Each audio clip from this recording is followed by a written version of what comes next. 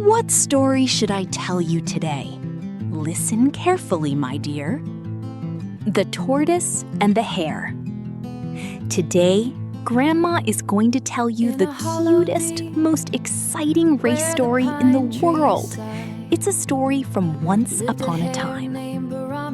In a peaceful green forest, there lived a rabbit named Barami, Windy.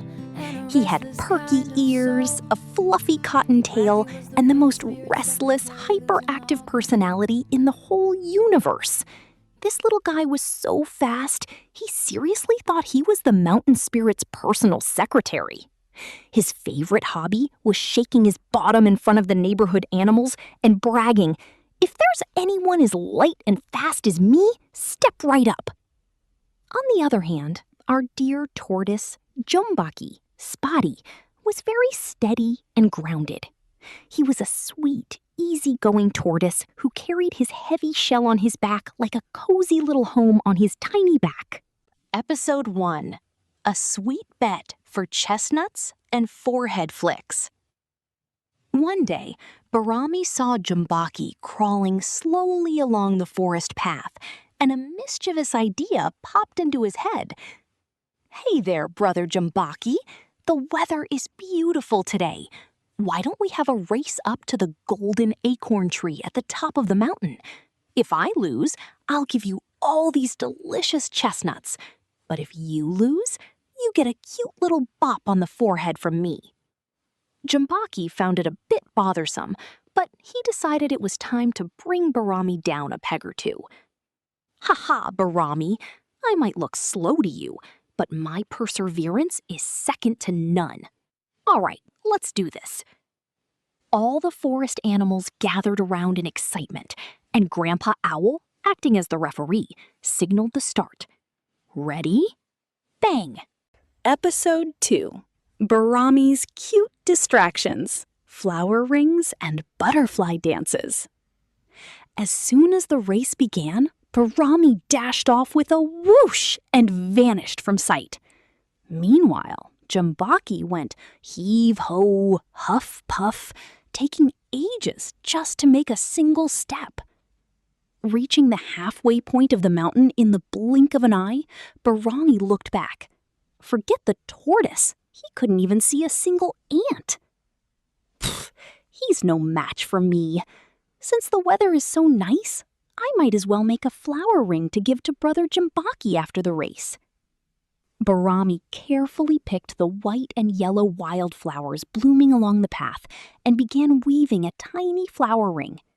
Trying it on his own finger, he admired himself in a puddle like it was a mirror, posing cutely and thinking, flowers really do suit me. Then, seeing a yellow butterfly fluttering past, he got so excited that he started hopping around, doing a butterfly dance. After playing around like that for a while, his legs grew tired, so Barami lay down on a mossy rock that looked just like a giant squirrel bed. Basking in the warm sunshine, he drifted off into a deep sleep, snoring softly. Zzz, zzz. Episode 3. Jeombaki's Secret Weapon, the Squirrel Brigade. Meanwhile, our dear Jeombaki was drenched in sweat.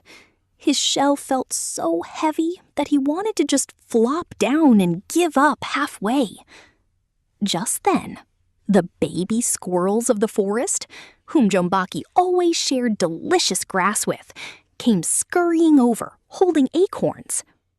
"Uncle Jeombaki, cheer up! Barami was busy making flower rings, and now he's fast asleep over there. This is your chance." The squirrels popped a refreshing wild raspberry right into Jeombaki's mouth. Tasting the sweet and tangy raspberry, Jeombaki felt a sudden burst of energy. He kept crawling forward, slowly, but without stopping. When he passed by the sleeping Barami, he walked extra carefully on tiptoe, worried he might accidentally step on him. Episode 4. The Hare Who Cried Bitterly in a Flower Ring. As the sun began to set and a beautiful twilight glow spread across the forest, A large acorn dropped right onto Barami's head with a thud. Barami woke up with a start. Oh my goodness! Is the sun setting already? He hurriedly looked up at the mountaintop and his eyes went wide. Jeombaki was already right in front of the finish line, wagging his little tail. No way! My flower ring! Barami pinned his ears back and ran like lightning. But Jeombaki crossed the line first, snapping the finish tape with his head. The forest birds chirped happily, singing a song of celebration. In the end, Barami stood there with the flower ring still on his finger, his face turning as red as a carrot from sheer embarrassment. Brother, I lost. Go ahead and flick my forehead as we agreed. Jeombaki smiled warmly, gently took the flower ring from Barami's finger, placed it on his own head, and gave Barami's forehead a soft, playful little tap. Barami, this flower ring you made is truly beautiful. Next time, let's walk slowly together while making flower rings. From that day on, Barami stopped bragging and became a good little rabbit who enjoyed walking side by side with his friends. So my sweet pup, wasn't that a fun story? If you get distracted and conceited just because you're good at something, you'll end up losing to someone who takes steady, honest steps forward. Promise, Grandma, you won't goof off during your homework and stay determined just like Jeombaki, right? Now, Grandma will pat you to sleep, so have sweet dreams. Up is for the tap, but the tortoise placed a flower ring upon his own head as a cap. It's beautiful, he smiled. Let's walk side by side instead. While steady on his steps became the path they chose to tread. While steady on his steps became the path they chose to tread.